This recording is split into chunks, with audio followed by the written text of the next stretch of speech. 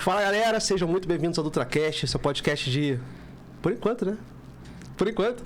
Seu podcast de negócios, a gente fala sobre finanças e empreendedorismo. A gente volta e meia, a gente vai falar, mas se você está assistindo, eu quero te agradecer pelos 3 anos de audiência. Foi uma experiência maravilhosa, eu conheci tanta gente legal aqui. Gente, desculpa pelo barulho aí, a gente tá em obra aqui no Cadima, tá? Tá tendo umas ampliações aí, então já me desculpem aí. Mas voltando, então a gente teve várias experiências legais aqui, eu tive acesso, por causa do podcast, a pessoas que eu não teria acesso se não fosse o programa, né? Então eu conheci políticos, conheci grandes empresários, trouxe alguns milionários para compartilhar a experiência dele, então foi maravilhoso. Continuo atuando como finança, só não vou mais trabalhar no mercado financeiro, galera. Tô trabalhando como consultor financeiro, dou aula de finanças ainda, inclusive tô dando aula agora de finanças na escola, porque o Senado acabou de aprovar que a educação financeira agora vai ser matéria obrigatória nas escolas. Estou muito feliz com isso, lutei por isso nos últimos anos, escrevi livro falando sobre isso, né? Tá aqui o meu livro ao fundo aqui, então é uma briga que eu comprei já há muito tempo, junto com grandes influenciadores aí, claro. Então eu estou muito feliz, continuo dando aula sobre finanças, só que agora eu vou realizar um sonho de garoto. Minha formação base é educação física e agora eu vou para o mercado de artes marciais. Vamos falar sobre esporte e defesa pessoal. Então, se você se preocupa com segurança, se você gosta desse tema de defesa pessoal, continue assistindo a gente aqui, tá bom? Não vou ficar chateado se você não acompanhar mais, porque a gente mudou o tema, mas eu precisei dar essa repaginada aí na minha vida. Espero poder continuar contando com a sua audiência, galera. Então, é isso. Sem mais delongas, hoje eu quero fechar em grande estilo, porque eu trouxe aqui uma fera. Inclusive, fiz tatuagem com esse cara. E, gente, eu sempre gosto de falar sobre carreiras, trazer carreiras aleatórias pra gente trocar uma ideia, pra inspirar você que tá em casa. Talvez você tá em casa pensando, pô, será que isso é pra mim? Será que não é? E às vezes o papo que a gente bate aqui te dá um direcionamento. Cara, é isso que eu quero. Ou, pô, não é o que eu pensava, então não é isso que eu quero, não. Então, esse é o intuito da entrevista de hoje, pra ampliar aí seus horizontes e fazer você aprender um pouco mais sobre esse lindo mundo das tatuagens, que tem um significado muito mais profundo, né? Tem, lógico, a parte estética, mas a gente vai ver aqui durante o nosso papo que tem um quê sentimental também por trás de muitas tatuagens. Tô aqui com ninguém menos do que Pedro Pablo, grande tatuador, referência aqui em Nova Friburgo. Cara, é um prazer te receber aqui, viu? Obrigado, Hugo. Um prazer foi meu. Prazer é meu. Falando já dessa questão que você vai entrar em defesa pessoal, né, até pra gente começar a conversar, eu vim para Friburgo justamente por uma violência que a minha família sofreu. Meu avô foi assassinado no Rio, assalto dentro de casa. E aí, você falando de defesa pessoal, me fez relembrar, e a gente ia conversar sobre isso, que é óbvio que você com arma, quando, né, você vai falar sobre isso, defesa pessoal, vai depender muito do análise na hora do que você está sofrendo. Eu sou do Rio, eu sei o que é viver no Rio de Janeiro na tensão o tempo todo. Eu tive aula com os Graces e sei de vários casos, tenho amigos. Eu já me utilizei de defesa pessoal para me defender de assalto, né? Só que é um caso muito arriscado. Você tem que ser muito preparado, analisar muito a situação. Uma coisa, tipo, o que aconteceu com meu avô. Ele, às vezes... ele teria, se ele tivesse, né? Porque ali não tinha jeito. Ele ou se defendia e foi o que aconteceu, ele morreu. Então, num caso desse, você arrisca tudo. Porque você vai analisar, mas é difícil. Eu já passei por isso. Na hora, você tá ali na emoção, né? Nervoso. Dá um branco. Dá, mas você tem que ter, dependendo da arma que a pessoa vai te apresentar, né? Você vai analisar o que você pode fazer. E isso eu acho que o mais importante na defesa pessoal. Você analisar os riscos que você vai ter e o risco, se você perceber que o cara vai te matar, você vai tentar qualquer coisa. E é bom você estar preparado para isso. Principalmente que eu estou falando, que eu vim do Rio, você sai, até a filha do meu amigo agora recentemente foi para o Rio, no primeiro dia foi fazer pré-vestibular, ela foi assaltada no primeiro dia. Eu falei, tu explicou tudo? Você saiu, infelizmente, cara, eu amo a minha cidade, o Rio, fui abraçado aqui por Friburgo, tô feliz da vida, a gente anda aqui sem se preocupar, né? Mas quando eu desço a serra, eu já viro a chave, porque eu sei o que é você botar o pé na rua. E você, assim, qualquer um é suspeito. Isso é horrível. Isso é uma coisa horrível. Eu tive agora tatuando lá no Rio e, assim, meus amigos falando, cara, a gente fica fazendo resenha em casa, porque vou arriscar, por isso que os condomínios estão cada vez maiores e você tá ficando aprisionado, meu irmão. Então, o pessoal de Friburgo tem que agradecer. Quando vão lá no estúdio, ele fala, pô, mas eu sou apaixonado pelo Rio, apaixonado por São Paulo, cidades grandes, né? Mas eu falei... vocês têm que dar valor aonde vocês estão vivendo, que vocês não sabem o que é o dia a dia. Infelizmente, né? A gente está vivendo uma violência assim descontrolada mesmo. Aí você conversando lá principalmente quando eu fui agora usar, cara, você fica muito assustado. E aí você, pô, eu fiz uma ótima escolha ter vindo, né, no caso para Friburgo. Sim. Mas bacana, cara. Mas você falando, aí eu falei, eu vou dar uma, né? Porque eu acho que é muito legal isso que você vai fazer e bem interessante e assim com consciência, principalmente, essa questão, porque às vezes você pode também arriscar a tua vida desnecessariamente, sim, né? sim. Mas, num caso, como eu falei, é vida ou morte, aí você tenta, cara. E se você sabe uma defesa pessoal, você tem mais chances, né? Não, com certeza. E assim, eu tô me especializando em defesa pessoal, em segurança, tô estudando pra caramba, porque... Eu vou dar uma palestra agora vou dar um aulão, na verdade, uma manhã inteira no Colégio Pré-Militar Unib, aqui em Friburgo. Eu já dou aula de inglês lá, vou dar aula de finanças também e Krav Maga. Quando eu falo que vou dar uma palestra de defesa pessoal, a galera já fica ansiosa. Eu vou aprender isso e vou saber fazer aquilo e defender faca, defender arma, meu amigo. É isso aí. Abaixa a bola. A galera não entende que é uma pirâmide e a reação é a última coisa. Exatamente. Quando tudo dá errado, quando tudo falha, cara, você não viu a ameaça se aproximando, você não fez a leitura do sujeito que estava andando na sua direção, te encarando, porque você estava distraído no celular. É isso que você tem que esclarecer. Exatamente. Você estava andando devagar, abobado, igual turista e tirando foto. Entendeu? Então, assim, quando tudo falha... Não, eu falo, em alerta. Você saiu na rua, até aqui em Friburgo. eu não consigo. Mas, cara, eu ando no Rio, meu irmão, é igual coruja. 360 graus. Você tá ligado em tudo. Cabeça em cima do ombro o tempo todo. Não tem jeito, cara. Não tem jeito, porque ali você tá sujeito a qualquer coisa pode acontecer. Pô, você vê o meu avô dentro de casa. O cara entrou e com um tiro matou. Ele reagiu. Ele foi pra cima, porque minha avó tava lá dentro, entendeu? Uma coisa de maluco, meu irmão. Coisa de maluco. Você dentro de casa. Então você vai pra rua, você tá mais sujeito. E é o que eu falo, eu até falei para esse meu amigo, você tem que tentar, a pessoa que vai pra rua em grandes centros e dependendo do lugar que você vá, tentar ser o mínimo vulnerável. Você tem que pensar com a cabeça do cara que quer o teu mal, vai te roubar. Então você tem que tentar mostrar um mínimo de vulnerabilidade. Né? Principalmente as mulheres que infelizmente vão lá. A esposa do meu sensei, do Wilson Gracie, cara, ela desarmou o cara com faca isso lá na década de 80, dentro do ônibus ali em São Conrado. Jiu-jitsu. O cara veio com a faca, pum, apagou o maluco. Entendeu? Defesa pessoal. Mas ela analisou tudo. O cara tá com faca. Eu sei como eu vou fazer. Desarmou o cara. Uma mulher, pô, sensacional, cara. Eu queria que minha filha fizesse, entendeu? Mas eu acho essencial. E principalmente agora, com cada vez mais a gente vê como as mulheres estão sofrendo, né? As violências dentro de casa. Sim. Se uma mulher tem uma defesa pessoal, então vai ter menos chance do cara fazer alguma coisa, do homem ser covarde, ela vai poder se defender. Exato. Entendeu? Esse é o intuito, cara. Inclusive, eu tô com a ideia de montar algumas turmas femininas. Para as mulheres. Lógico que a minha concepção, isso é minha opinião, Hugo, não tô falando que é certo, que é errado, é a minha concepção. Eu acho que a mulher tem que treinar com o homem.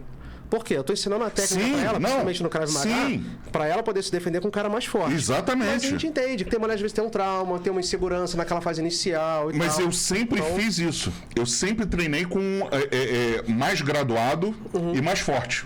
Sempre. Isso é uma estratégia. Até o homem mesmo. O lance, o que aconteceu? Eu tinha a minha categoria de peso, eu botava sempre o mais pesado e mais graduado. Porque aí quando você pegar vai para a competição, vai pegar o teu graduado e a tua chave ali de peso, cara, vai ser muito mais tranquilo. Você vai estar habituado a Isso é estratégia. No taekwondo, até no boxe também. Eu tô falando taekwondo porque é onde eu tenho a graduação mais alta. Mas você quer preparar um atleta para competição, bota um cara mais pesado. Com certeza. Pesado, depois bota um cara categoria abaixo que é rápido. Exatamente. Então, é estratégia. Porque o rápido é por causa dos golpes mais rápidos. Exatamente. Mas no caso do jiu-jitsu, do judô, que então você bota o cara mais pesado. A minha categoria é sempre, né? Gordinho, então botava o cara mais pesado, não, eu quero mais pesado e a graduação pelo menos uma faixa acima. E aí você vai pegar mais, e até se for pro chão, você vai saber como, entendeu? Ter mais agilidade. Vai ficar cascudo. É, claro. Cara, vamos falar de tatuagem? Vamos. Porque olha só, os meus... Fala pra caramba, né? Pegou 2 e já era. Cara, eu vejo, eu tenho muitos sobrinhos, né? Tenho meus afilhados aí. Uma coisa que hoje em dia você vê a molecada, pô, quero ser... sei lá, programador, quero ser jogador de futebol, quero ser youtuber. Você vê muitas profissões dessa geração atual, tá? Na nossa geração, era um pouco diferente. Eu fico imaginando como... Tu tá quantos anos? Eu tô com 36. Eu fico imaginando como que é o insight do cara falar assim, vou ser tatuador. Porque, cara, é extremamente... É incomum. Incomum no sentido de... Não é uma profissão... hoje não. Tradicional, Mas, por exemplo, você ainda tá no meio, você vê mais. Mas eu tô falando pra um leigo, assim... Um sobrinho meu chegar pra mim, tio, eu quero ser tatuador. Eu vou ficar surpreso. Não, mas hoje mudou tudo. Da onde que veio essa influência, entendeu? Por exemplo, essa menina que tava aqui agora, a Sofia, minha filhada, ela desenha bem pra caramba. Se ela falar, não vou me surpreender. Pô, ela já tem um talento ali. Ela só vai, ao invés de desenhar no papel, desenhar na pele. Entendeu? Aprender as diferenças, claro, estudar, enfim. Mas como que foi pra você? Então, é isso que você quer fazer? Eu vou explicar como foi a minha experiência e como é hoje. Que mudou tudo. A minha experiência, quando eu, na época que tomei noção do que era tatuagem, lá nos anos 80, era criminalizado, né? A tatuagem sempre foi, né? Aquela coisa criminalizada, o cara alternativo. E, por exemplo, eu no Rio, sempre ficou na Zona Sul, era uma coisa de Zona Sul, principalmente praiana ali, eu tô falando dentro da minha... Sua vivência ali. Na minha vivência. Então, e sempre... porque quem queria... era uma coisa de chocar, estético também, claro, mas... naquela leitura ali dos anos 80, era totalmente diferente do que a gente tem hoje, até pelos profissionais. Era o cara que sabia desenhar, mas... que aí copiava bonitinho e não estudava, mas ele sabia fazer umas cópias legais e começou, aí queria uma coisa alternativa, não queria entrar num emprego tradicional e acabava sendo tatuador, ou aquilo se apresentava de repente para ele. Era uma coisa assim bem gueto ali no começo dos anos 80 e foi mudando, né? As pessoas começaram a se tatuar, as tatuagens começaram, né? Mas eu peguei isso tudo, aquela coisa... Eu sempre gostei de desenho, sempre desenhei desde criança. Eu sabia, meu avô era artista plástico, eu sempre desenhei, né? Eu sabia que eu ia mexer com arte, porque sempre... Não até... Claro que meu avô me influenciou, óbvio, mas aquilo estava dentro de mim, desde pequenininho. Né? As coisas que eu via, a percepção, porque tudo em termos de artístico é a percepção. O que manda num artista é o tipo de percepção que ele tem. A percepção vai fazer toda a diferença na vida de um artista ou uma pessoa que trabalhe com arte, né? Hoje eu dou muita aula e eu faço o teste de aptidão, que hoje não existe mais, né? Quase não existe, né? Que eu acho um absurdo. Por que eu faço o teste de aptidão? Cara, a percepção estética você não ensina. Não tem como. Só em outra reencarnação. Você não tem como ensinar a percepção. A percepção estética é o quê? Você bota aqui, vamos dizer, essas duas canecas. Uma tem um pouquinho, uma diferençazinha assim, muito sutil. Quem tem a percepção estética vai perceber. Já nasce com o cara. Já nasce. Eu também acho. Se a pessoa não tivesse a percepção estética, ela pode trabalhar, ela não precisa não deixar de trabalhar em arte, não tem problema. Hoje essa coisa, você pode tudo, mas ela pode cair de ficar medíocre, ser mais um. Se é uma pessoa que tem uma percepção já lá dela, ela vai fazer diferença. Por quê? Ela consegue evoluir. Porque às vezes a pessoa, ela faz o trabalho, eu o tempo todo, cara, eu vejo meus trabalhos, até se eu ver lá atrás, eu olho meus trabalhos, cara, porra, podia fazer muito melhor. Se você não tiver isso, você não consegue evoluir. Pode parar. Se você achar, tá ótimo. Em termos de arte, você fica satisfeito, porque senão você fica paranoico. Tem uma tendência de você ficar paranoico também. Entendi. Mas você tem que tentar melhorar. Se você se submeter... não, tá ótimo. Não, você vai ser mais um. E aí, no mercado de hoje, você não pode ser mais um. Grato sim, satisfeito não. Então, voltando, aí, nos anos 80 e tal... Eu fui fazer técnico em publicidade, aí depois fui fazer comunicação social. Dentro da comunicação social, um professor, e eu sempre, né, desenhando desde pequenininho. Meu avô foi um dos pioneiros da Feira Arte de Ipanema, que a gente apelida como Feira Hippie, lá em Ipanema. Quem é do Rio conhece, não sei se você conhece. Foi um dos pioneiros, né? E eu, desde pequenininho, cara, eu aprendi a fazer aquarela. Eu fui fazer um curso para aprender a técnica de aquarela. Meu avô, não, é melhor ele fazer aquarela, se ele quer pintar mesmo, que para ele não ficar cansado e tal, ele vai fazer aquarela. Aí tinha um curso do Alberto Kaplan, na Faculdade da Cidade, na Lagoa. Aí eu fui e fiz. Eu era a única criança, eu tinha 9 anos. Eu era a única criança, minha mãe tinha que ir junto para escrever para mim, porque eu não conseguia pegar. O professor falando rápido, com 9 anos era impossível. É para pegar o material e tudo, né? Ele saía falando e pronto.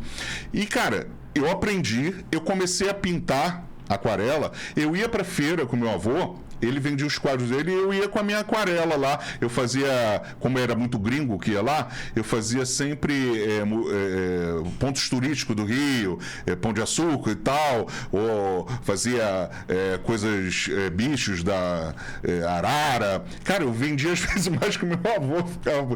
E aí então eu sempre quis fazer, produzir. Sempre foi uma coisa minha, e ir com arte. Então, desde pequeno, eu tô sabendo que eu ia ter que fazer. Tanto que no colégio eu fui péssimo, porque eu só desenhava. Eu chegava para a professora assim, professor, é um outro problema que a gente tem na educação. Eu tive uns amigos assim na sala de aula. De não perceber, os professores não serem preparados. Hoje mudou muito, mas não ser preparados para perceber, se essa criança, ela é... deixa eu dar um incentivo aqui pra ela. Foca no... Desculpa te cortar, mas é isso que falta, cara. Ele é bom nisso, ele não precisa saber física quântica. Eu vou podar ele. Aí, só que, eu por isso que eu só recebia nota ruim, porque eu chegava, professor, eu posso, em vez de fazer uma redação, eu posso fazer uma historinha em quadrinho? Não, eu fazia. Tava nem aí, eu fazia. Aí eu tirava 0, mas em vez dela chegar, não, a tia precisa avaliar como você está escrevendo. Faz aqui uma redação e depois você faz uma ilustração sobre a redação. Eu ia ficar super feliz e ia me incentivar naquilo que eu gostava. Um diferencial que eu já apresentava ali. Legal. Tanto, eu nem sabia. Teve um torneiozinho, quem fazia o nome da Feira de Ciência, estava na 6ª série, quem desenhava Feira de Ciência diferente. Aí eu fiz... cada letra eu fiz um bicho, era uma coisa assim. Aí eu ganhei, entendeu? Então, desde lá eu tava fazendo uma logomarca, né? nem sonhava. Então, cara, tive, graças a Deus, em casa, minha mãe também muito preocupada, porque na época, caraca, vai ser médico. Eu falei, médico? Clichêzão, né? Aí meu avô, artista plástico, queria que eu fosse dentista. Eu falei, cara, eu vou botar tudo colorido nos dentes. Eu falei, não tem condição, vô. E eu, dentro de casa, mas isso é pela preocupação. Justamente a arte. Aí eu falei, eu quero fazer belas artes. Tá maluco? Meu avô maranhense. Tá maluco? Fazer belas artes, tu vai virar restaurador de quadro. Não quero isso pra você. Eu falei, mas vô, Tu me vê fazendo outra coisa, se não só mexendo com criação, com arte, era complicado, né? E aí a minha mãe teve a ideia, vê negócio de publicidade. Aí eu comecei a conversar com ela, aí eu fui para esse canto. É o que normal a pessoa vai, né? Hoje eu me arrependo de não ter feito Belas Artes, mas depois eu fiz outros cursos, e aí eu fiz publicidade, de técnico em publicidade. Aí eu falei, posso criar aqui, gosto e tal. E aí fui fazer comunicação social. Nunca imaginei tatuagem, tá? Gostava e tal, mas nunca tinha passado na minha cabeça, né? Eu queria fazer cenografia, eu queria fazer dentro da publicidade, cheguei a fazer, e hoje eu estou voltando a fazer, coisa que eu amo. E peças, depois, dentro da faculdade de comunicação, o professor falou assim, cara, o que tu tá fazendo aqui? Tu já fez escola técnica de publicidade, tu já sabe mídia, marketing, por que tu não faz desenho industrial? Eu falei, desenho industrial? Novo, né? Eu falei, mas eu não quero fazer engrenagem, não quero fazer máquina. Não, ô imbecil. O grosso paga. Não, tu vai ser diretor de arte, meu irmão, só que tu vai focar só no que você quer. Eu falei, jura? Aí ele me explicou. A ignorância, né? Me explicou, eu falei, eu larguei na hora a faculdade, fui ver o curso, cara, é isso que eu quero. E aí passei, tanto que, cara, e eu péssimo nas outras matérias, mas o meu CR eu acabei com 9,7, cara. E péssimo em matemática. Mas geometria até vou porque eu gostava de desenho e física, e usa muito no desenho industrial. Mas o resto, péssimo. Porque eu só queria desenhar, cara. Eu queria criar o tempo todo. Entendeu? E aí eu entrei no mercado. Aí como eu caí na tatuagem, na época? Lá nos anos 90, a tatuagem já começou a melhorar um pouquinho essa visão de um maluco que vai tatuar, um motociclista, um marinheiro, né? Foi popular, a garota de programa, porque, cara, coitados, eu tatuei muitas, e conversei muito, eu gosto muito de conversar, essa troca eu acho importantíssima, e são muitas histórias que você ouve, né? São 25 anos de tatuagem, principalmente lá no Rio, nessa questão de o estúdio era em Copacabana, né? Conhece Copacabana, e tinha um Ipanema também, então são muitas histórias, cara, e você fica assim, dava para escrever um livro. Maneiro. É muito maneiro. Fica a ideia, vai que... muita história. E aí, cara, eu chegava aí eu comecei a ter umas decepções no desenho industrial. Eu fazia aquelas coisas que acontecem, você ser garfado, você ter uma ideia, roubar a sua ideia. O Hans Donner, cara, da Globo, eu fiz um storyboard para ele, com uma ideia para uma abertura do Fantástico, e aí mandei e recebi, não, gostei, não sei o quê, mas a gente não vai utilizar. Um belo dia, passou uns meses, tava lá, 2 takes do meu storyboard numa vinheta da Globo.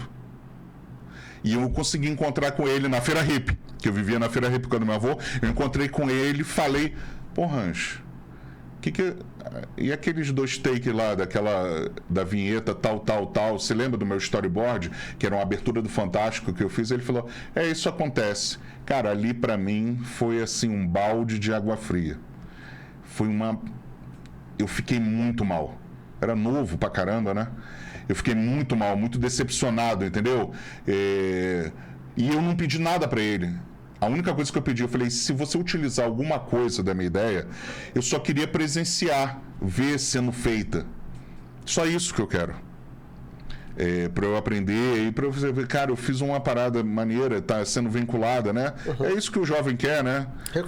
Reconhecimento mínimo. Eu não queria dinheiro, não queria nada. Eu fiz uma carta, eu falei, eu assino em qualquer coisa que você queira, eu te dou essa ideia, mas a única coisa que eu tô te pedindo, mas a vaidade não é mole, né? Aí depois eu soube de outras coisas dele, mas eu acho um cara, ele chegou num ponto fantástico, ideias maravilhosas, mas depois o ser humano começa, né? É complicado. E aí aquilo me acabou, cara. eu fiquei muito mal. E outras coisas, mas aí foi um acúmulo. E nesse mesmo momento, eu estava com uma agência de publicidade, pequenininha. Eu passo num estúdio de tatuagem, no Hélio Tatu, que era em Copa. Entro lá para ver uma tatuagem. Eu já tinha uma tatuagem, um tribalzinho. Eu fui orçar uma tatuagem. Aí ele me deu o preço, não sei o que, tal, grosso, cara. Aí ele me deu assim uma etiquetinha que ele usava. A ideia até era boa, né? Do cartão era uma etiquetinha para não perder. E, porra, isso é anos 90. Eu falei, porra, feio pra cacete, ninguém enxerga isso aqui.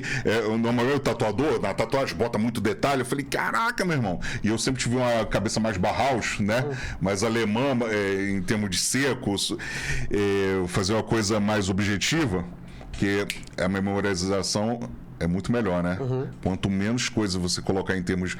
A captação é melhor. Sim. Quanto mais coisas você coloca... Não na tatuagem. Por isso você tem que adaptar. Cada arte tem o seu ponto, né?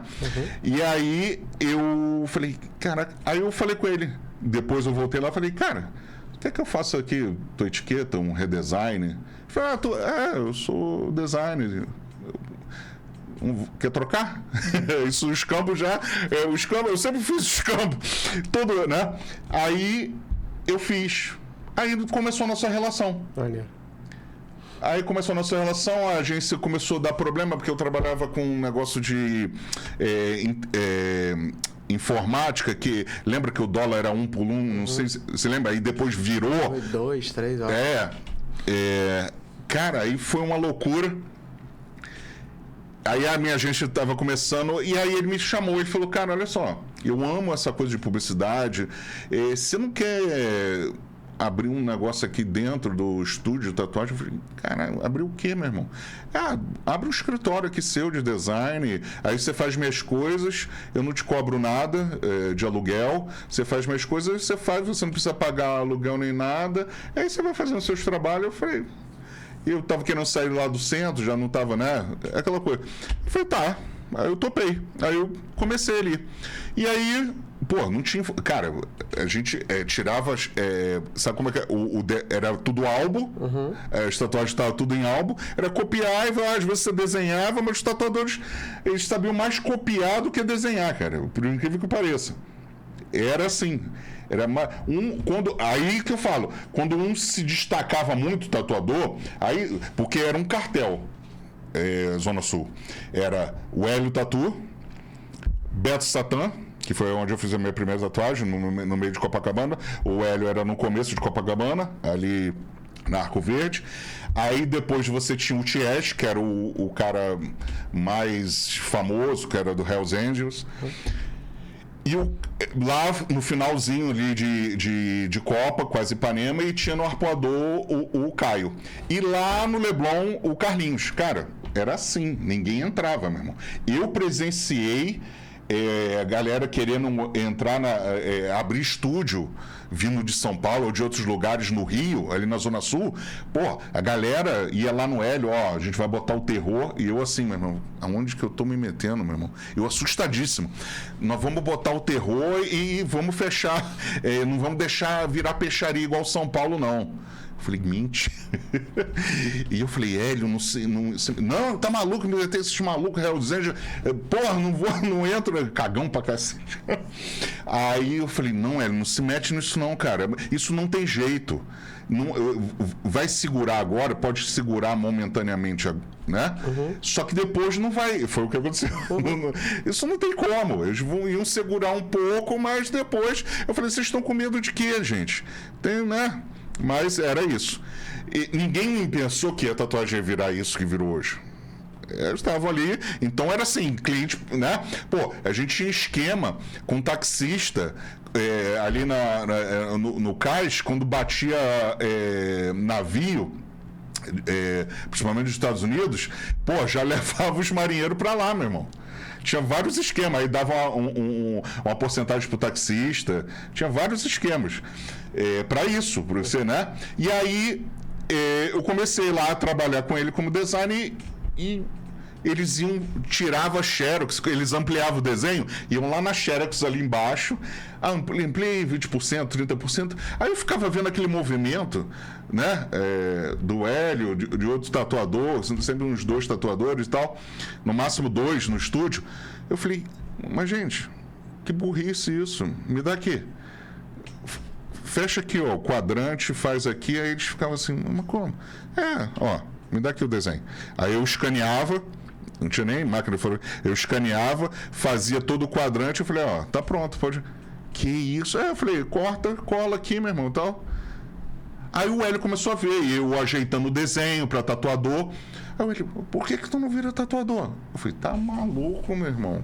Se eu faço uma besteira numa pessoa, eu não durmo, acabou a minha vida, é muita responsabilidade. Ah, que responsabilidade. Aí eu pegava as revistas assim, dá uma olhada aí nessas responsabilidades aqui. Uhum. Eu falei, pô, mas eu não... Pô, tu acha que eu ia... eu não consigo, cara. Fazer... Se eu errar... Que errar, meu irmão? Pô, olha esses malucos tatu aqui. Olha eu. E aí, tendo as decepções na minha profissão, eu falei, cara... Aí ele falou, cara, vira um hobby lucrativo pra você. E eu ajudando os tatuadores, né?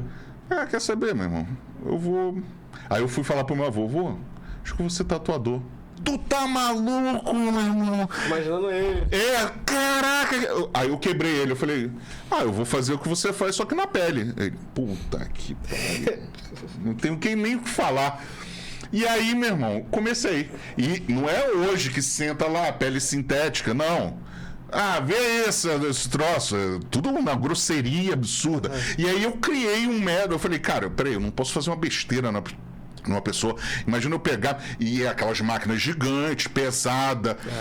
Porra, aí eu falei, eu não posso fazer uma besteira. Então, cara, aí o que eu fiz? Eu adaptei uma caneta, aí é aquela coisa da faculdade de desenho industrial ter me ajudado. O que eu faço até hoje, mas hoje tem a pele sintética, nem precisa. Mas eu adaptei uma caneta. Os primeiros tatuadores que eu ensinei, principalmente aqui em Friburgo, eu botava uma caneta na máquina para pegar o peso, porque a mão do tatuador faz toda a diferença. Uhum. Faz toda, do traço perfeito, do traço sem tremer, sem filtrar. Então, eu olhando, percebendo, ninguém te ensinava. Eu fui olhando e eu perguntava. Aí eu peguei essa caneta, uma Bic, adaptei ali na máquina para eu pegar o peso, porque o lance era assim, cara, e nada ergonômico, né? É um troço que você não pode apoiar a máquina antiga. Devia ter trazido. Você não pode nem apoiar. E ela era aquela britadeira. E você não tinha... Porra, hoje é uma caneta, é ridículo. O menino tá lá na pele sintética, aí 1 hora de desenho na pele sintética, aí tô cansado. Eu falei, oi? Como assim, meu irmão? Que cansado. Mas aí eu comecei e aí... fui tatuar minha mãe, cobaia, aí depois o Hélio, e aí foi. Mas o quê? Eu treinei pra caramba, muito, na caneta, ali com a máquina, para pegar o peso, para pegar... como é que eu faço o traço? Eu interrompo o traço e por exemplo, estou fazendo um círculo, você não consegue fazer, até porque a tinta acaba. Um círculo, só se ele for muito grande, você não consegue fazer ele direto. Você tem que fragmentar. E como é que você começa o outro traço? Você não pode começar assim, pá, né? Você tem que morrer com ele. Eu falo que é decolagem e aterrissagem da agulha, né? Você aterriza ela, que você mostra, e depois você vem no meio, um pouco assim, um pouco mais do final do traço, você continua. E aí, isso tudo eu passo, né, para quem... Só que isso ninguém me ensinou. Era eu olhando, observando e treinando. E aí rolou. comecei a tatuar, aí eu tive problema com os tatuadores antigos ali, porque eu tinha uma outra visão, uma outra concepção de arte. Os caras, eu conversava com arte, eu não sabia nada, assim, muito bronco, entendeu? Muita ignorância. Ignorância em termos de... Não sabia nada, não tinha noção de nada. Aí eles começaram a perceber, eu conversando com os clientes, pô, eu fiz marketing, né? Uhum. Como você lidar com clientes, como você conversar, como você captar. Os caras grosso, bruto. Porra, não, meu irmão, era uma. Você não tem ideia das coisas. Eu falei, esse cara não volta nunca mais. Cara, eu admito que eu fiquei surpreso, porque assim, eu nunca tinha feito nenhuma tatuagem, foi a primeira e única, inclusive, que eu fiz contigo lá. Quando eu cheguei lá, eu imaginava uma parada um pouco mais bruta. Todo mundo. Cara, tudo, pô, limpinho, organizado. Aí tu chegou pra mim e falou, pô, quer uma água, um café? Eu falei, pô, maneiro, né? Aí eu falei com. Você falou comigo assim, pô, o que você gosta de ouvir? Eu falei, pô, cara, eu gosto de rock. Ele falou, tá, mas fala uma banda aí, gosta de Guns, gosta de metal. Pra eu saber uma linha. Eu falei, não, pô. Eu sou apaixonado por música, né? Eu falei, pô, Metallica. Aí ele falou, beleza, puxou o DVD lá, botou na minha frente assim, um showzão do Metallica. Eu falei, caraca, mano. Com conforto, fiquei lá sentadinho. Você falou, pô, vou passar uma pomadinha aqui, anestésica que vai dar uma aliviada. Pomada anestésica? Nem sabia que esse negócio existia, cara. A pessoa não. E foi uma tatuagem, essa daqui, pra galera que tá curiosa aí pra saber, né? Fiz um kanji pra ninja, né? E eu cheguei com essa tatuagem lá com desenho bruto. Vamos fazer uma pincelada. É seco e tal. E você falou, pô, cara, olha, se você aceita a sugestão, pô, dá pra gente fazer um formato pincelado que, pô, tem tudo a ver com o kanji e tal. O kanji é feito assim, né? Exatamente. Aí eu não lembro se você fez um rascunho e falou, ó, vai ficar assim. Eu falei, caraca, mano, não, é essa aí que eu quero. Né? E ficou com esse formato como se tivesse sido realmente feito por um pincel. E, cara, pra não falar que eu não senti dor, esse traço aqui de cima, ó. Essa parte aqui de cima doeu um cadinho. Mais perto do ossinho, né? Mais perto do ossinho aqui eu senti um pouco de incômodo, mas isso. Foi tranquilão. E foi, acho que, sei lá, 3, 4 horas que a gente ficou ali. Esse foi o pulo do gato. É muito diferente, cara. Não, esse foi o pulo do gato até dos profissionais hoje em dia. Uhum. Claro que a gente tem de tudo, mas hoje você tem essa leitura. Mas eu comecei isso lá atrás. De você ia chegar com essa tatuagem lá para os tatuadores onde eu comecei, ele ia pegar e pum, e acabou. Ele não ia... Não, peraí. Isso veio... isso é que é o lance da cultura, de você estudar. E por isso que é importante. Se você quiser ser bom em tudo que você faça, você tem que estudar e saber o que você... Não tem problema se você não souber. Mas como clientes já chegaram para mim, e é ótima essa troca. Me apresentou algum tipo de arte, alguma coisa. Não conheço isso, mas eu vou estudar. E aí eu estudei, agora eu sei, e assim vai. E tem diferença, cara? Eu já ouvi isso, tá? Me diz aí. Esse tatuador aqui é bom para rosto. Esse daqui é bom para paisagem. Tem isso ou tatuador é tatuador? Não. Como é que é? Eu sou bombril. Porque eu vim da velha guarda. Você não tinha isso. Hoje tem uns nichos, porque são muitos tatuadores. Então, marketing. E até para você ficar na sua zona de conforto. Mas, às vezes, isso aí é uma arapuca. Porque eu sempre falei, cara, a hora que você... Eu falo para os tatuadores que eu ensino. A hora que você tiver que fazer... Não sei, alguém vai chegar no estilo, você vai negar um trabalho. Claro, eu nego. Alguns trabalhos eu nego porque é um trabalho que eu não me dediquei para fazer. Acho que a pele do brasileiro raramente é propícia a aceitar, né? Principalmente do brasileiro. No caso, realista colorido. Eu sou muito assim... Acho lindo, né? Mas o brasileiro tem que ter muito cuidado para fazer o realismo colorido, porque, cara, normalmente não cuida e vai ficar... Só que hoje o lance é só postar, né? Rede social. Ninguém se preocupa na tatuagem do que ela vai ser. Tá perdendo. Eu vou entrar nesse assunto. Mas aí, voltando, eu fazia isso lá no estúdio. Comecei a fazer isso. E aí os tatuadores ficaram putos. Porque eu comecei a ter mais cliente. Comecei a aparecer mais. Não, eu vou lá naquele cara que, pô, ele tem um atendimento diferente, ele tem uma visão diferente, ele sempre modifica o desenho, não pega um desenho do álbum. E aí, porra, meu irmão, começou a dar uma zebra, porque aí você vai mexendo com ego, vai mexendo com grana. Eu comecei a ter mais cliente. Cara, e até do dono. Pô, entendeu? A vaidade destrói o ser humano, destrói o profissional, meu irmão. É óbvio que você tem que ter vaidade naquele limite, mas é um perigo. Cara, vou precisar te interromper, Claro. porque a gente já tá em 45 minutos de entrevista e a gente foi emendando papo. Eu não falei dos patrocinadores aqui, pô. Ah, claro. Vou pô. tomar uma coça aqui. Não, senão não dá, né? Galera, o Estúdio Realize, tá? É meu patrocinador desde antes de eu ser proprietário do estúdio, né? O Gilsomar sempre apoiou o meu projeto. E agora também tenho uma notícia pra vocês. Quem tá adquirindo o estúdio é a TV Real, né? Essa surpresa aí pra vocês em primeira mão. Lógico, depois dos nossos clientes ao público agora. Então é o Guto que vai estar à frente aí com a TV Real. Então, cara, se já tava legal comigo, vai ficar ainda melhor, porque o Guto é uma pessoa sensacional e a TV Real é parceira há anos aqui do Estúdio Realize. Então, tô muito feliz, né, com essa troca, né, de bastão aí. Então, todo sucesso pro Guto. E, galera, já foi gravado aqui curso, né? Eu já gravei curso aqui, já teve outros clientes que gravaram cursos aqui também. Então, você pode gravar cursos, você pode gravar podcast, você pode gravar vídeo pro YouTube, você pode gravar um monte de coisa aqui dentro. Quer suas aulas. Então, precisa de uma gravação, precisa gravar um curso, quer criar um podcast, procura a gente aqui no Kadima Shop, beleza?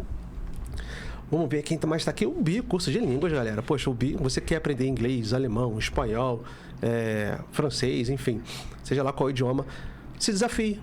Né? Tome, às vezes, para turismo, às vezes para fazer um intercâmbio, às vezes para realizar o sonho de morar fora, ou às vezes só por hobby mesmo. Pô, vou me desafiar, aprender algo novo.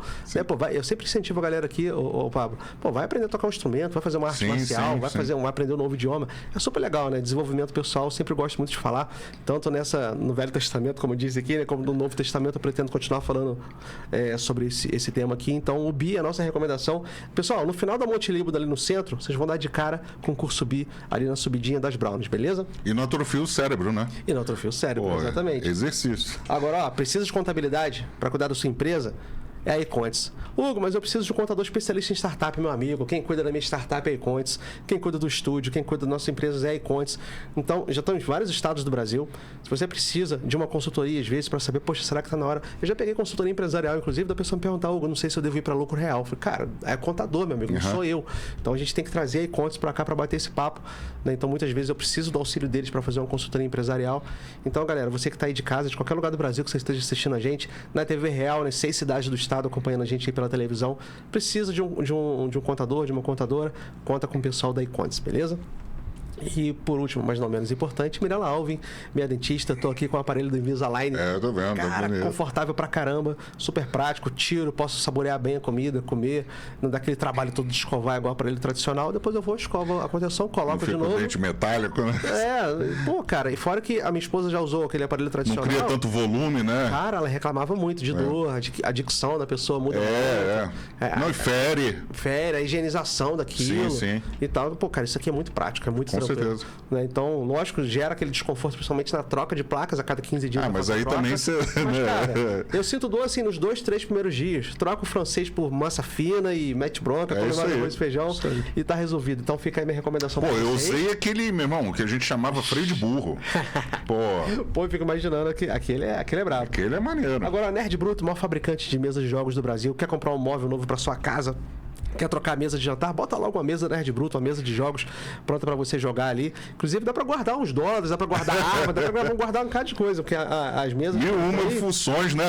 Já... Ele tem uma mesa, o Ítalo trabalhou lá com ele, né? Foi inclusive recomendação da Nerd Bruto, né? Eu trazer o Ítalo pra cá. O Ítalo sabe, o trabalho dele é 100% manual, cara. Então, você de todo... Artesanal mesmo. Artesanal mesmo. Você tá em todos os estados do Brasil. A Nerd Bruto já está em todos os estados. Tem que se dar valor isso. Meu pai é marceneiro.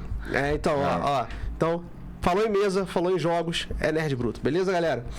Um agradecimento aqui a Docicária Bombonê, ali na Monte Líbano, sempre adoçando aí a nossa vida. Hugo Dutra Consultoria Financeira, só para sempre lembrar vocês que precisou de um auxílio, planejamento de dívida, planejamento de aposentadoria, quer fazer uma consultoria para entender melhor sobre os investimentos, você pode contar com a minha consultoria, tá bom? A Munier Doces também, quer fazer doces personalizados aí para sua empresa.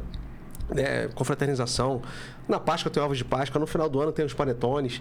Enfim, seja lá o que você precisa para o seu aniversário, para sua festa, para o seu casamento, você pode contar com a Munier Doces.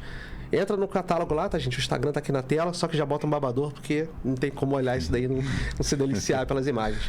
Multimix Distribuidora, a primeira empresa que eu trabalhei, inclusive estive lá hoje fazendo umas comprinhas. Vocês podem ir lá no Jardim Califórnia comprar direto com eles, tá bom? Mas se você não quiser se deslocar, eles entregam na sua casa. Então você mora em Nova Friburgo, Teresópolis, Cachoeira de Macacu, Rio de Janeiro, né? Manda uma mensagem para lá que eles entregam em casa também, tá bom? Em várias cidades aí do nosso estado. Rafael Correia, meu personal trainer, meu parceiro aí de longa data, inclusive vai estar aqui com a gente agora, que a gente vai falar bastante sobre saúde aqui. TV Real, né, nossa parceira desde sempre, a gente conta com a audiência em todas essas cidades, agora em Cabo Frio também. Então, meu muito obrigado de sempre. José Elias, né, meu motorista aí, executivo, tem um cagaço danado de ir pro Rio dirigindo. Cara, não vou nem a pau. Aí então, bota no Waze, te bota dentro de uma furada. Já aconteceu, cara. Já vou fazer compra lá no Madureira pra Bombonier e errar uma entrada e já viu, né? Já era. Aqui eu trouxe algumas imagens pra mostrar um pouquinho do seu trabalho. Eu selecionei algumas, você me mandou várias. A riqueza de detalhe aqui impressiona bastante. E era uma coisa até que eu ia te perguntar, cara. Infelizmente, o podcast ele poderia durar horas. Tá? Só que na TV, a grade é 1h15. Sim. Então, se passar, eu não consigo jogar na TV. Mas, se quiser falar um pouquinho, comentar pra gente... O importante que eu sempre falo, cara, minhas fotos não tem nada de filtro. Hoje, as pessoas estão muito acostumadas e eu acho, assim... uma picaretagem mesmo, eu tenho que falar. Uma picaretagem, cara. É a mesma coisa do dentista. Vou fazer um clareamento, aí ele vai lá e bota um filtro. E não bota foto real. Cara, então minhas fotos, as pessoas às vezes olham... Por quê? Não tem, eu tiro... Porque é um problema seríssimo. Você faz a tatuagem... Quando ela cicatriza, ela já vai perder, dependendo da pessoa, da cicatrização, ela vai perder de 20% a 30% da intensidade dela. E então você já tirando a foto, logo quando você acaba a tatuagem, ela já vai estar muito mais forte do que o que ela vai ficar. E aí tu vai botar ainda mais filtro, que é o que mais acontece, lente polarizada, aí bota filtro, e não tem essa... eu só uso lente polarizada. Mentira. Usar a lente polarizada até vai para tirar um pouco o brilho. Agora, cara, o pessoal bota filtro para... Se tu vê um troço cheio de contraste, que parecendo que... é só você dar uma olhada. Eu falo, olha as minhas tatuagens e compara com outros tatuadores. A minha eu te garanto que não tem filtro nenhum. Aquilo que você... não é o real. Você quer viver ali na internet aquilo para postar ou você quer o real? É uma loucura isso. Isso tem que parar. Você bota filtro aí na tua cara, sabe? Agora, numa coisa, é um produto, não tem... É antiético, né, cara? É verdade. Meu irmão, eu acho um absurdo. É comprar gato por lebre. E não vai ficar assim. Não vai ficar assim. Eu sou bem claro, sabe? Eu falo para uma não vai ficar assim, meu irmão. São 25 anos, então eu vejo retornar as tatuagens. E essa galera de hoje, que é blogueirinha, não sei o quê, que eu até falo, porque eu falo pra caramba. Cara, que a tatuagem mudou completamente agora, né? Virou uma loucura, virou, infelizmente, motorista de aplicativo com status de artista. Não querendo desmerecer, mas eu estou falando por causa de questão de quantidade. De maneira nenhuma desmerecer o motorista de aplicativo, mas em termos de quantidade. E aí você não tem qualidade. Faz qualquer coisa, o preço, sabe? Realmente virou uma peixaria. Prostituiu, né? Total. Eu pensei que lá atrás a gente já estava passando por isso.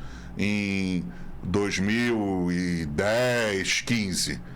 Mas nem... Depois da pandemia virou o caos, meu irmão. Virou o caos. Porque a gente não tem regulamentação. E aí tem outras questões que a gente... Dois podcasts, 3, que é muita informação. E aí você arrumou um monte de briga. É uma novela. A gente vai ter que gravar de novo, porque tem 1000 coisas que eu queria te perguntar. Tinha que ter uma regulamentação. Isso a tatuagem tinha que ter. Para acabar com a loucura que está, entendeu? Tinha que ter uma regulamentação. Até para profissionalmente, né? Infelizmente não tem. Não, respaldo. Essa é uma tatuagem mais realista, que eu fiz com rastelado. Eu uso sempre várias técnicas, eu não fico só numa técnica, até para dar mais textura, né, para tatuagem. Eu sempre procuro dar uma questão mais artística do que você simplesmente copiar, né? Aí, se quiser passar. Esse é uma técnica que eu amo muito, que é o black work. E aí você fica mais livre para você trabalhar, né? Eu gosto muito disso. Infelizmente, as pessoas ficam muito na coisa, principalmente o realismo real, mas é por isso. As pessoas, principalmente o brasileiro, e não tem na escola a questão da artística, não tem essa visão. Uma outra pessoa, e aí tá mais aberta a falar, não, vou nele, porque o cara confiar. Eu tatuei muito gringo. O gringo, de alguns países, ele tem uma outra pegada. Não, você vai saber o que é melhor para mim. Ele quer aquele desenho, o tema, mas ele deixa você escolher mais ou menos. Você mostra, eu sempre mostrei. Te dá liberdade artística. Tipo, eu faço com o Ítalo aqui no estúdio. Edita aí, faz exatamente. Confiar no profissional, mas não virou, né? Confiar no profissional que você escolheu. É igual quando vai me pedir orçamento, eu falei, mas por que você me escolheu? Você nem olhou meus trabalhos? Não, a gente nem pode começar a conversar. Mas tá assim. É peixaria. É o valor. Eu falei, não, então... Eu quero por uma questão do meu traço, do meu trabalho, do meu tipo de sombreado. É isso que você tem que jogar. É isso que as pessoas hoje em dia, com essa loucura, tem que mudar. Se eu for lá fazer outra tatuagem, eu posso levar um DVD do Nightwish pra colocar lá? Ainda tem um DVD. Hoje eu não tenho mais. Hoje a gente agora é tudo... hoje eu faço uma playlist pro cliente. A música pra mim é a minha vida, cara. Cara, a gente se sente muito bem lá com o cara. Eu sinto música pra mim, sem música... Hoje em dia eu tatuo essa galera mais nova, né? E fica no celular. Aí uma vez a menina falou assim... Pepe, você gosta de conversar? Eu falei, essa troca que a vida é isso, né? E eu sempre pergunto a música. Eu fico meio, às vezes, com medo hoje dessa galera nova. Trap, eu falei, cara, trap eu não consigo, meu irmão. Bota o fone. Eu tenho até lá eu tenho uma playlist lá que eu consigo ouvir umas coisas mais novas e tal, mas dá pra... Coisa que é suportável. Né? Bacana. Esse aí é para mostrar o traço fino, são vários tipos de traço, tem um pouquinho mais grosso, porque isso valoriza a tatuagem do que você fazer, mas as pessoas têm que começar a perceber isso. Mais sutil, mais legal. Né? Você vê que você tem um traço mais fino aqui, um mais grosso aqui, para quê? Que aí você cria várias camadas, você cria vários detalhes, e você, o quê? Você joga para trás e para frente. Eu boto um fundo, mesmo uma tatuagem só de traço, você consegue ter várias dimensões ali. Tá. Entendeu? Bacana. Só com a questão de traço. Bacana. Não é só, fiz um traço. Não, você pode fazer muito mais. E sempre você pode fazer muito mais. Bacana. Cara, o que eu fico impressionado é que, assim, você poderia ser o melhor desenhista do mundo. Só que uma coisa é você desenhar reto no papel, outra coisa é você fazer essas curvas. Né? Isso eu acho impressionante. E uma percepção muito grande. Hoje, com a pele sintética, o que você faz? O pessoal, a primeira coisa, o cara chega lá, aí vê no YouTube, bota aqui, né? Na mesa. Não. Eu pego uma almofadinha, faço tipo uma salsicha e boto a pele curvada. Eu falei, não, é pele curvada, né? Você não vai pegar isso aí. Você não vai pegar a mesinha. Você não vai virar o cliente. Você não vira o cliente. Eu achei legal a paciência que você teve, cara, de pegar a caneta, desenhar no meu braço. Sim, mas é isso. Cara, é assim que vai ficar. É mais ou menos assim que vai ficar. Tá bom pra você? Eu falei, tá, beleza, então eu vou começar. Pô, cara, você é muito atencioso, cara. Você é fora de sério mesmo. Obrigado. Isso aí é um mini, uma coisa colorida que eu falei. A riqueza de detalhes é impressionante. É muito legal.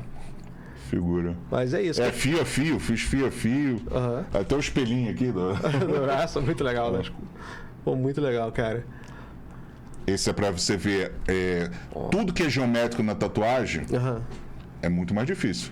Você não tem régua, você não tem compasso, então é pra você mostrar a precisão. E quando a pessoa vai escolher um tatuador, eu quero fazer esse desenho aqui. Você tem que ver se o tatuador faz esse tipo de desenho. Não vai no escuro.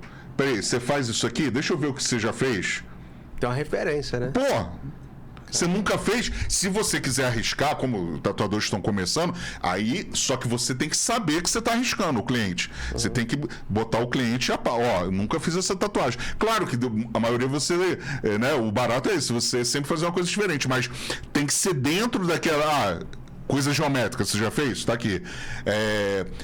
Rachura, tá aqui. Foto, né? Roupa, você tem que mostrar. Vai. Pra você dar confiança. Você tá fazendo uma coisa pro resto da vida, né, pessoa, né? Sim, sim. Pô, que bacana, cara. E tem... essa daqui eu achei sensacional, cara. E essa é antiga, hein? Isso aí foi sinistro. Esses olhos aí em 3D estão... Isso aqui é proposital, tá? Essa pequena curva é para dar a dimensão. Aí você tem o pontilismo, né? A profundidade. Cara, isso aí não tem... Uma tatuagem dessa não tem margem de erro. Você reza um Pai Nosso e vai. Não tem margem de erro. Se a pessoa... E você tá ali, é uma pessoa, não é um ser vivo, não é uma coisa estática. Pode espirrar, pode mexer, né? Um espasmo. Então, o tatuador ele tem que estar na concentração e vai. Claro que ao decorrer dos anos, você fica já, né? Hoje em dia as máquinas já ficam ligadas direto, você não tem um pedal, eu ainda fico. A máquina fica ligada, eu fico com o pé assim, ó. Porra, não tem jeito. Quando passa a dirigir carro automático, você fica assim procurando... Exatamente. Hoje é isso. E o barulho, cara, não tem mais barulho. Cara, a gente tipo afinava igual um instrumento. Tu toca alguma coisa? Guitarra. Então, no som. A máquina, a gente botava a atenção dela, a batida dela, pelo som dela. Hoje, cadê o som? Então você vai se adaptando. E isso era uma tatuagem com a máquina antiga, tá? Legal. Então é tudo mais complicado. Pô, muito legal, cara. Tá de parabéns. Agora... tem mais uma aqui, ó. Essa é mais recente. Poxa, que bacana. Tá vendo a textura? Isso é chamada uma técnica relativamente nova, é um rastelado. Então você dá uma textura, né? Você vai... Esse rastelado, você passa a agulha em uma profundidade que ela dá essa fragmentada no traço. Isso é como se fosse um traço, uma sombra, né? Fragmentada. Caramba. Isso antigamente era erro. Entendi. Esse tipo de sombra, lá quando eu comecei, era erro, não podia acontecer. A gente fala, cara, pipocou a sombra. Tinha que ter aquela sombra toda homogênea. Hoje, olha como é que as coisas mudam. Hoje, você fica muito mais rico, a textura... Olha como é que as coisas vão mudando, né? Que bacana. Interessante, né? E é isso. Pô, cara, muito... Eu queria te perguntar tanta coisa. A gente vai ter que fazer uma parte 2, cara, porque... Também falo. Mas deixa eu te perguntar uma coisa aqui rápida. O pessoal fala muito de tatuagem temporária, tem hora que isso entra na moda, sai de novo. Sempre existiu. Mas como que existe tatuagem que é desenhada e temporária, ou essas temporárias são sempre aquelas... Não, temporária, ela é canetinha. Hoje você tem até no cinema, novela, até isso começou até lá na Disney. Você tem um spray, tipo um airbrush. E aí a tatuagem, ou você manda até imprimir, ela fica aí 15 dias. Mas não existe temporada de 6 meses, 1 ano, não existe. Esquece isso. Pigmentou, entrou na derme, acabou mesmo. Ela pode ficar mais fraca, né? Só que pigmentou, acabou. Você não vai conseguir tirar. Entendi. Não vai. Hoje você consegue cobrir com várias técnicas novas. A tinta mudou tudo, né? Hoje, em 2 anos, já muda muita coisa, né? E esse boom da tatuagem, um mercado que cresce a 30% ao ano, virou o mercado da pele mesmo. O que acontece? As tintas estão muito boas. Até da estética evoluiu demais. Você consegue fazer... Hoje você consegue até corrigir um vitiligo, uma cicatriz, várias coisas por causa da questão das tintas, que estão muito boas. Você cobre, às vezes, uma tatuagem, o pessoal às vezes vai direto pro laser. Houve primeiro um tatuador antes de ir pro laser. Nunca pensei nisso, cara, que legal. Vai pro laser, mas um tatuador com experiência. Vai pro laser sabendo... Deixa o tatuador avaliar e ele te orientar. Um tatuador né, sabendo o que está falando, né? Não vai cobrir qualquer coisa. Eu já mandei vários pro laser para a gente dar uma... Mas hoje você consegue fazer umas camadas de algum tipo de pigmento que você consegue depois cobrir com...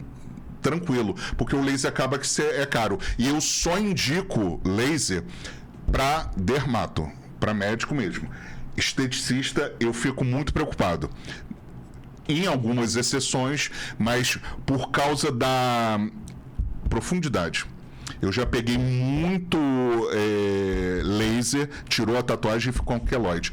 Porque ela quer tirar de qualquer jeito. O que acontece? O tatuador já começa lá. O tatuador notou muito profundo, passou da derme. E aí, meu irmão, se fica... as pessoas me perguntam muito. Eu tenho problema de queloide. Eu falei... Tatuagem não esquece isso. Se a tatuagem ficar um queloide, mesmo você... O tatuador errou. Ele foi muito profundo. Por isso que eu faço várias vezes o traço, para você pigmentar aonde tem que ser o certo. Entendeu? Entendi. Porque se ficou o queloide, errou. E o laser também, ele foi muito profundo. E aí... Caraca, a gente tem muita coisa pra falar. É muita coisa. Aqui, infelizmente, nosso tempo tá chegando. Sem problema. Mas, lógico, deixa seus contatos aí pra galera que quer conhecer um pouco mais do seu trabalho, seu Instagram pro pessoal. Meu Instagram pode ir lá no pp.pedropablo ou no Universo Inc, né? Só botar lá o Universo Inc. No meu já vai. Não sigo ainda não. Vou seguir lá. Já tá lá. E é isso. Só o Instagram, o pessoal já encontra tudo. Aí tem o WhatsApp e vou ficar feliz de seguirem, bacana. Olhar meus trabalhos. Aqui. Se quiser conversar. Pra galera que ainda tem essa coisa da dor, não vou fazer tatuagem não porque dói e tal. Eu uso anestésico. A minha eu achei muito tranquilo, cara. Como eu te disse, foi um traço que eu senti um pouco mais de incômodo. A maioria dos tatuadores hoje até que tá mudando, tá? Hipnose tem agora. Não, cara, não. Hoje tá mudando. Eu só não aconselho ninguém a fazer anestesia geral. E tem isso também, cara? Tem, já até morreu. Quando começou, eu falei, vai dar problema. Pô, lógico. É muito tempo. O problema da anestesia é o tempo que você vai ficar apagado, né? Você vai ser entubado, meu irmão. Caramba. Você vai fazer uma cirurgia ali, uma cirurgia de 8 horas é uma cirurgia gigante. E aí você vai ficar nessa sedação? Isso é maluquice. Isso tinha que ser proibido, mano. Segurança, pra fazer uma tatuagem. Não, e outra, o cara. Mas essa galera aí nova, que é fechar já as costas, é tudo pra ontem, né? Cara, eu fechei as costas de um amigo, foram 2 anos. Pô, é isso que é legal, curtindo a troca. Não, o cara quer sair com aquele negócio pronto pra fazer parte de uma tribo. Cara, isso não existe. E aí você pega 4 tatuadores, porque não tem como um tatuador Pô, vai ficar meia boca. Aí vai ficar vários estilos, cara, é uma loucura. O anestésico que normalmente eu uso é um anestésico farmacêutico, que é aprovado ali. Eu prefiro usar o farmacêutico, fica um tempinho e ele vai dar uma amenizada, entendeu? E eu sempre pergunto se a pessoa tem um tipo de... Mas normalmente não tem. Se a pessoa... você pergunta, você vai no dentista, dá anestesia? Tranquilo? Tranquilo. Então... E aí eu dou uma amenizada. Eu sempre procuro, né?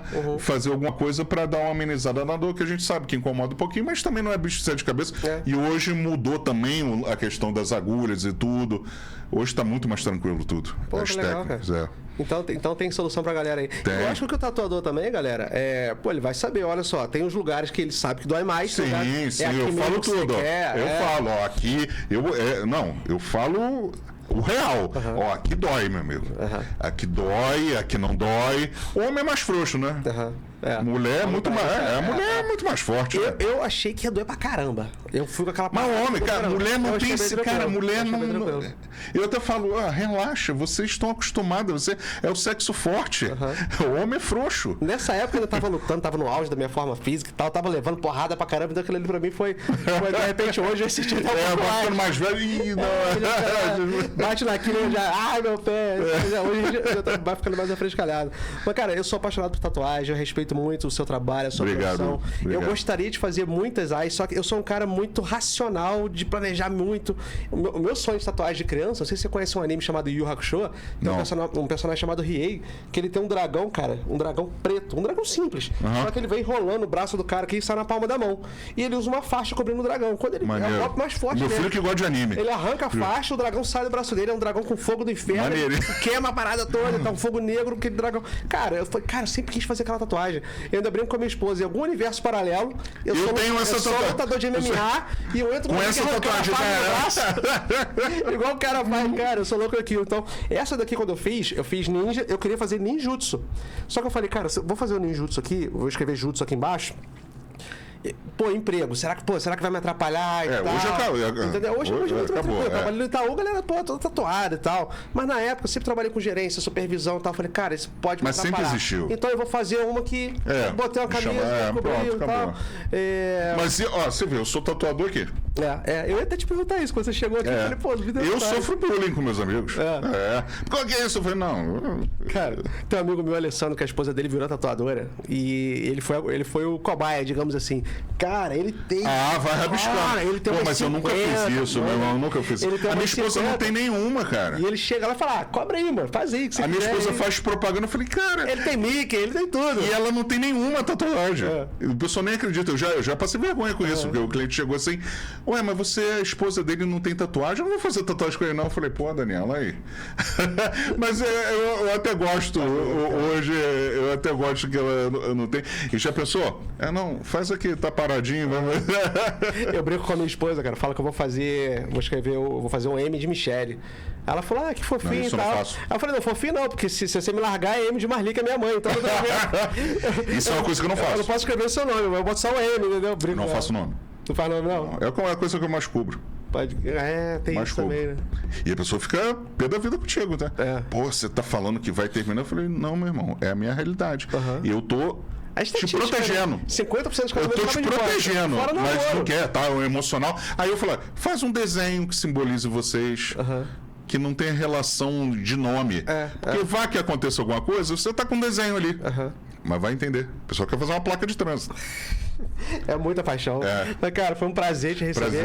Cara, você fica à vontade pra voltar sempre que quiser. Muito obrigado. Na verdade, você já tá intimado, porque a gente veio fazer uma parte 2, porque tem um monte de coisa pra perguntar pra você aí. Com o maior prazer. Galera, muito obrigado pela audiência de vocês, você que curtiu aí o episódio. Tá assistindo pela TV? Entra no YouTube rapidinho no celular aí, curte o vídeo, comenta, compartilha, interage, manda dúvidas aí que eu encaminho pra ele, pra ele estar respondendo ali. E eu aconselho vocês a bater um papo com ele, fazer uma avaliação sem compromisso lá, que vocês vão ser bem recebidos pra caramba. É tratamento VIP, galera. E eu quero voltar lá assim que possível. Então, um grande abraço, até semana que vem. Sucesso é uma questão de decisão, galera. Um abraço.